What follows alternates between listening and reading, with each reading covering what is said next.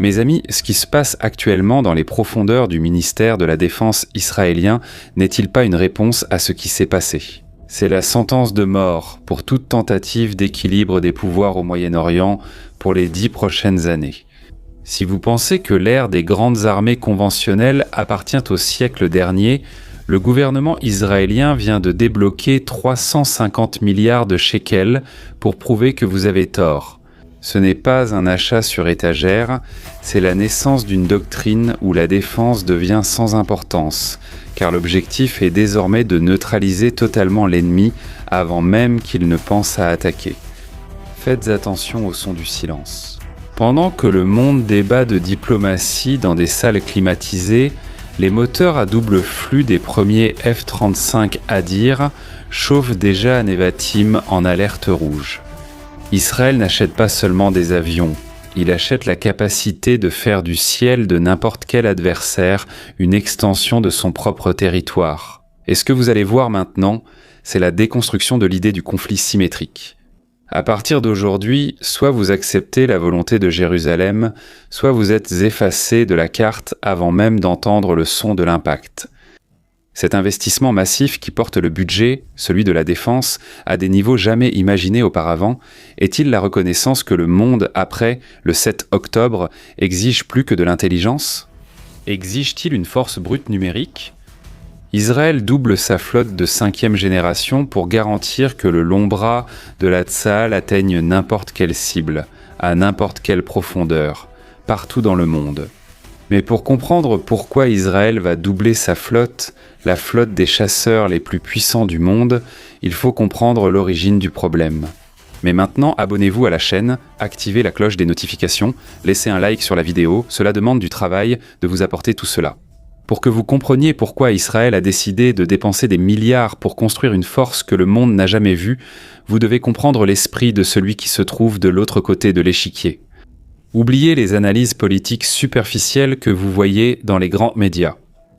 Oubliez, entre Israël et le régime des ayatollahs, il ne s'agit pas de frontières, il ne s'agit pas de pétrole, et ce n'est certainement pas une dispute entre la gauche et la droite. Faites attention au noyau dur de l'analyse, aux analyses que vous voyez dans les médias. Ou dans un monde de passage eschatologique, parce que dans la vision radicale Xin et l'a oublié, que dans les médias. Condition absolue pour la réapparition du Mahdi. Mais qui est le Mahdi, Shimon ? Eh bien, le 12e imam. Pour eux, le Mahdi est le Messie qui apportera le jugement dernier et la victoire définitive de l'islam sur toutes les nations. Pour les révolutionnaires radicaux, avancer l'horloge de l'Apocalypse n'est pas un risque géopolitique comme pour nous en Occident. C'est une mission divine. Ils ne cherchent pas la victoire militaire pour mieux gouverner. Ils cherchent la fin de l'histoire. Ils croient qu'en mettant la région à feu et à sang et en détruisant Israël, ils forceront la main de Dieu pour que le Mahdi réapparaisse et établisse le califat mondial. Israël a compris cela avant tout le monde.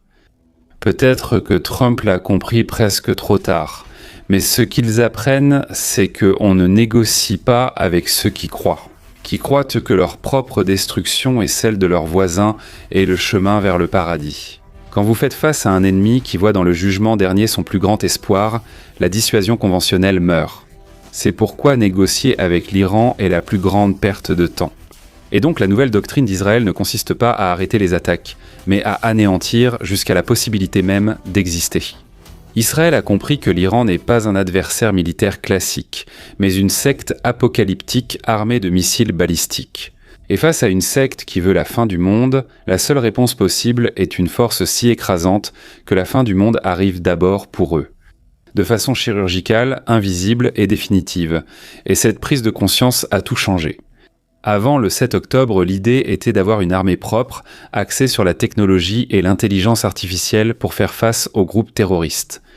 L'attaque a montré que, face à une idéologie d'anéantissement, il faut plus que cela. Il faut de l'envergure et une capacité de destruction qui ne laisse aucune place à l'interprétation. Les 350 milliards de shekels sont le prix de la survie face à une prophétie armée. Israël construit une machine de guerre qui ne se contente pas de gagner des batailles, mais qui invalide la théologie de l'ennemi grâce à une suprématie technologique absolue. Vous avez dû voir les gros titres. Israël va doubler sa flotte de F-35-15A. Mais pourquoi maintenant ? Pourquoi investir dans des avions à plusieurs milliards de dollars alors que des drones à 1000 dollars saturent le ciel ? La réponse réside dans un concept que le Pentagone appelle l'obscurité opérationnelle. Israël a compris que le 7 octobre n'était pas une défaillance technologique, mais un problème d'échelle. L'armée intelligente et réduite a presque sombré face à la saturation. Ce que vous allez voir maintenant, c'est l'inversion totale de cette logique. L'État d'Israël revient à la force brute, mais avec un cerveau numérique qu'aucun pays sur Terre, à l'exception des États-Unis, n'est capable de traiter. Imaginez un fantôme qui porte une enclume. Eh bien, le F-35 Adir est ce fantôme. Pour comprendre où sont passés les 350 milliards de shekels, vous devez arrêter de voir le F-35U comme un avion et commencer à le considérer comme un super ordinateur de combat furtif. Le suffixe Idadir n'est pas qu'une simple lettre. Il représente la seule fois dans l'histoire où le fabricant Lockheed Martin a permis à un pays étranger d'ouvrir la boîte noire du logiciel d'origine, pour installer une architecture de défense propriétaire. Israël a installé son propre système C4 commandement, contrôle, communication et informatique. Cela signifie que, tandis que les autres F-35 dépendent de mises à jour lentes des États-Unis, l'Adir communique en temps réel avec les satellites espions OFEC et les batteries de missiles Arrow 3, créant un réseau neuronal où le chasseur détecte le lancement d'un missile iranien intercepté. Avant même de franchir la frontière, passons maintenant aux données qui empêchent l'Iran de dormir. L'Adir est propulsé par le moteur Pratt & Whitney F-135, le monomoteur de chasse le plus puissant de la planète, capable à lui seul de générer 43 000 livres de poussée. Cela permet à cette bête d'atteindre la vitesse de Mach 1,6, soit près de 2000 km/h, tout en transportant des tonnes. La magie réside dans l'autonomie. Avec un rayon d'action interne de 1100 km, il aurait théoriquement besoin de se ravitailler pour atteindre Téhéran. Cependant, Israël a développé des réservoirs de carburant externes largables, qui ne compromettent pas totalement la furtivité, permettant ainsi au long bras de la FDI d'atteindre le sol iranien. Avec le soutien des nouveaux ravitailleurs KC-46, Pegasus qui servent de station-service blindée à 50 000 pieds d'altitude. Mais ce qui définit une guerre, c'est la capacité de destruction. Et c'est ici que l'Adir est bipolaire. Au début de la mission, il opère en mode furtif. Toutes les armes sont rangées dans des compartiments internes afin qu'aucun angle métallique ne réfléchisse les ondes des radars russes, S-400. Dans ce mode, il transporte 2,5 tonnes de bombes intelligentes.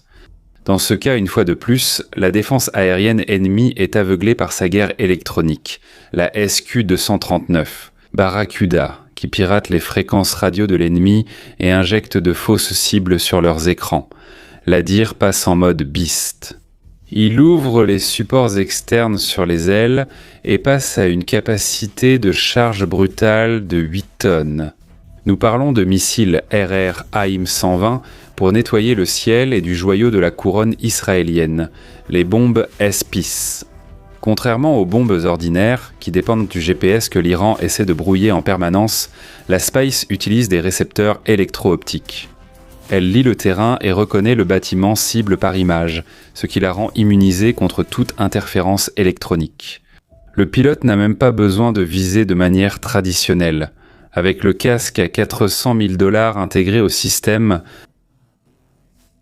il regarde à travers le plancher de l'avion, verrouille la cible avec son regard et le système de visée infrarouge, l'EOTS, fait le reste.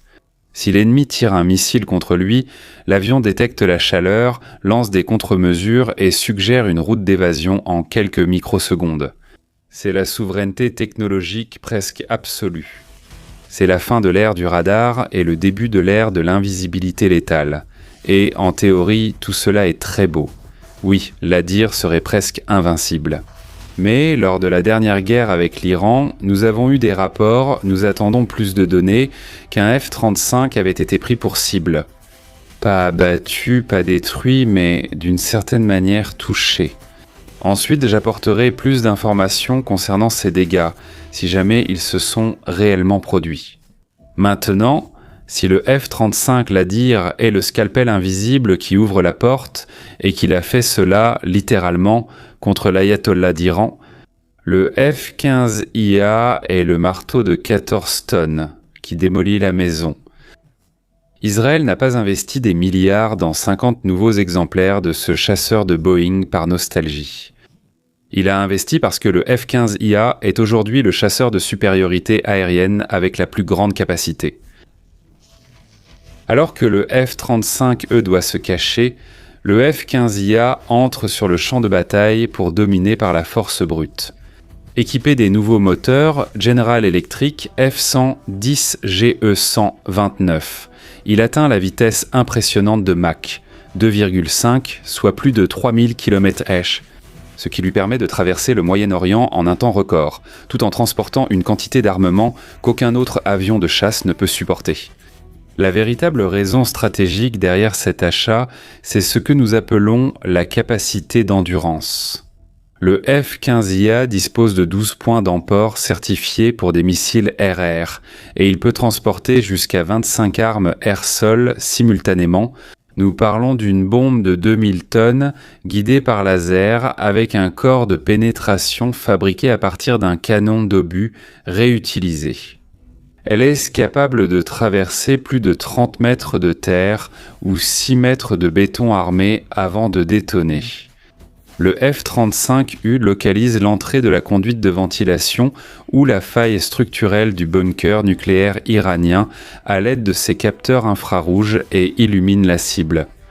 Le F-15A, positionné à une altitude sûre, largue la masse.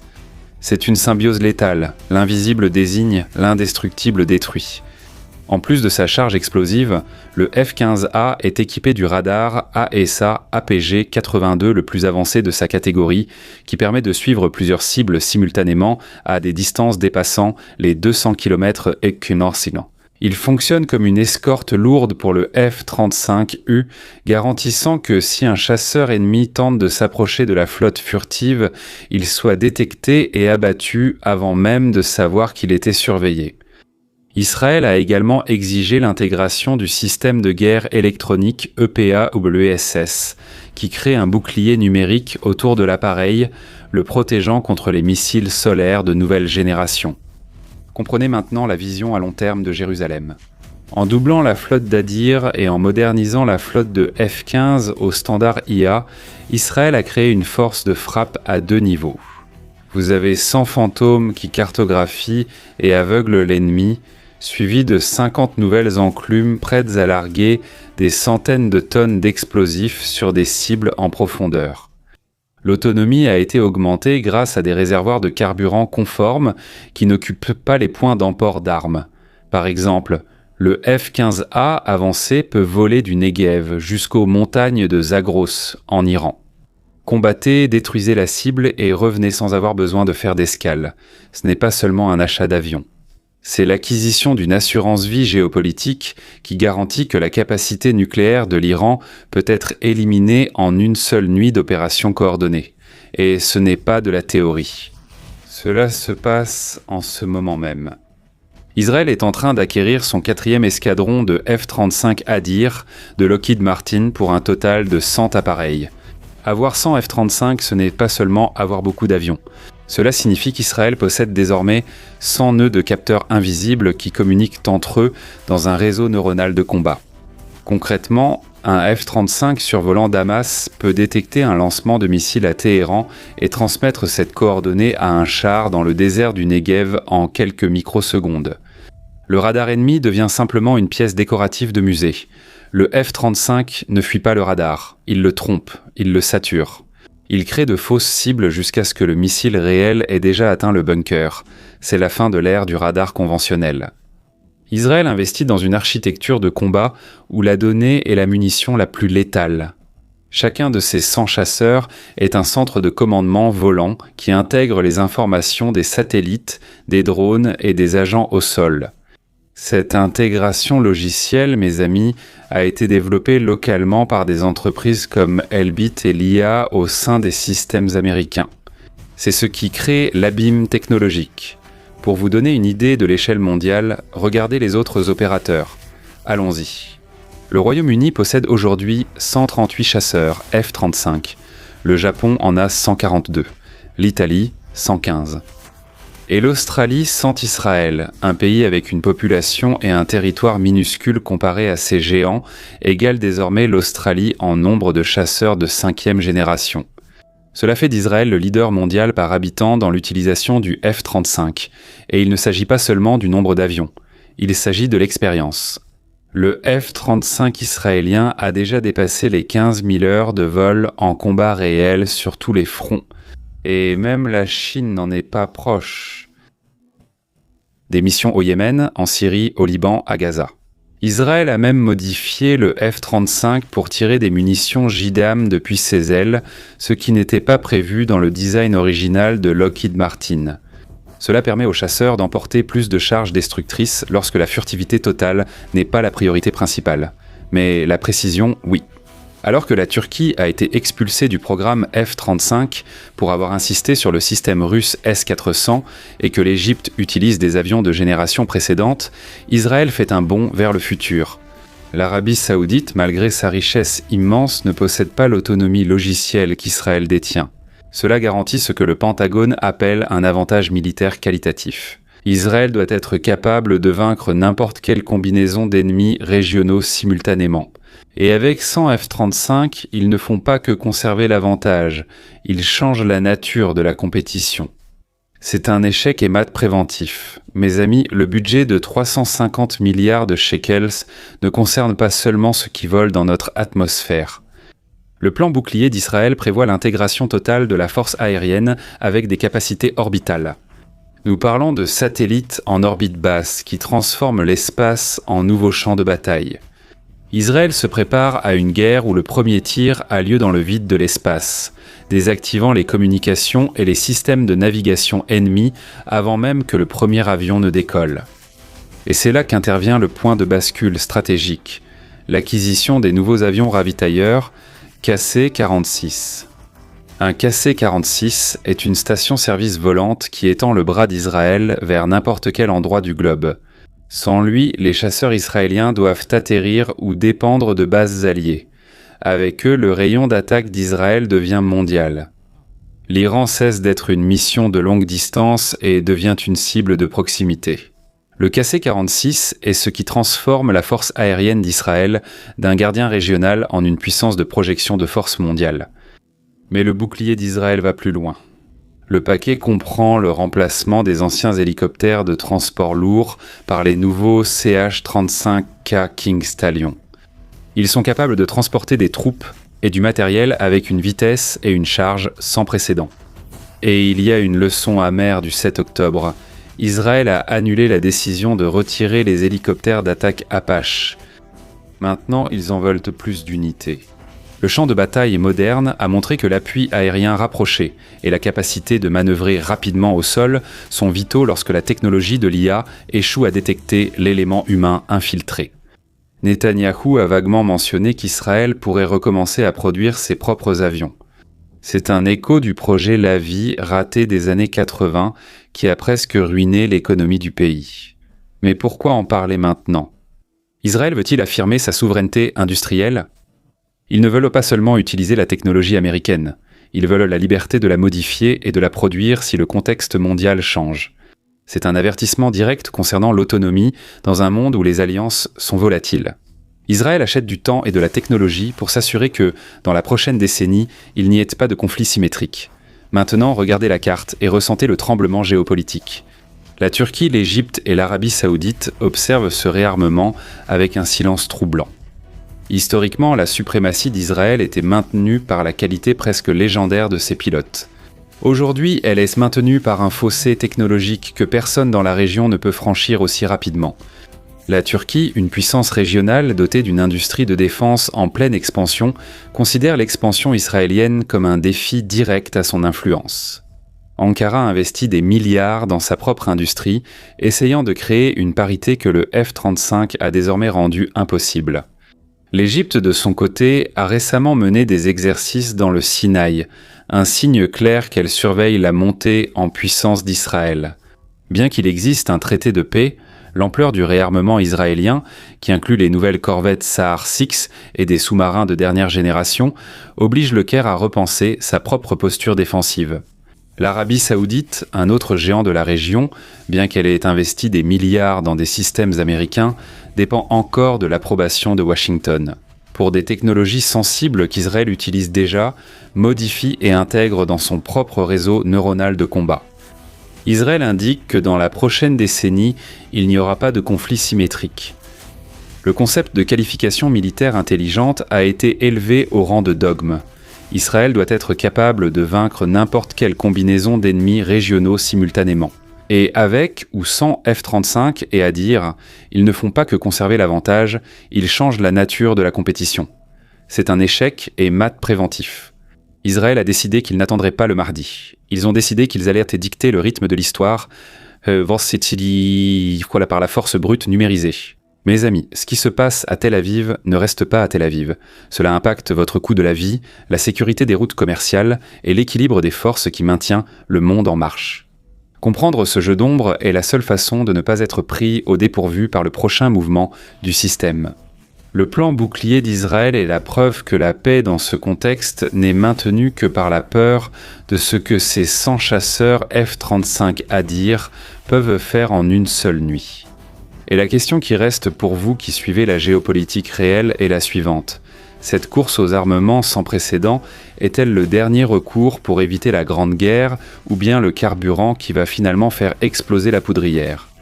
Israël a décidé que sa survie n'est pas négociable, afin de garantir qu'aucune prophétie apocalyptique ne devienne réalité aux dépens de son peuple. C'est pour cela que plus de 3000 abonnés financent déjà notre bunker du renseignement. C'est là que nous dévoilons ce que la censure tente de cacher ici, où nous analysons les rouages des guerres et comment chaque contrat de défense impacte votre vie réelle. Eh bien, le code QR est ici sur votre écran, les liens sont dans la description et dans le premier commentaire épinglé. Cliquez et venez découvrir notre bunker. Et pour vous qui avez décidé de quitter la surface et de financer cette intelligence indépendante qui nous permet de comprendre le monde et les guerres, commentez maintenant « Dominion » si vous comprenez que la souveraineté se conquiert dans le ciel avant d'être garantie sur terre. Pour ceux qui cherchent un refuge face au flot d'informations, tout en préservant leurs valeurs, nous avons lancé une nouvelle chaîne de séries et films déjà en ligne. Espace libre de culture woke, sans plainte ni agenda caché. Seulement avec des suggestions de films aux histoires puissantes, épiques, et des séries à apprécier en famille, en retrouvant la culture qui compte vraiment. Pour que vous puissiez vous détendre, reposer votre esprit et vraiment profiter un peu de notre culture qui a déjà été si merveilleuse. C'est dans la fiche, la description et le commentaire épinglé que vous trouverez notre chaîne de films et séries. Nous proposons maintenant quelques séries sur la guerre au Moyen-Orient. Les opérations du Mossad, les opérations de la CIA, comment fonctionnent les coulisses du renseignement. Les séries l'avaient déjà prédit. D'accord, c'est du cinéma, de la fiction, mais beaucoup d'éléments sont inspirés de la vie réelle. D'ailleurs, l'une des séries les plus énigmatiques de ces derniers temps, une série disponible sur Apple, appelée Téhéran, montre justement le Mossad, le service israélien, opérant à l'intérieur de l'Iran. La productrice est morte mystérieusement pendant les enregistrements qui avaient lieu en ce moment. Alors allez-y, allez découvrir cette histoire. Bien blinde ton esprit, je suis Shimon Oliveira et je t'attends dans la prochaine vidéo. À bientôt.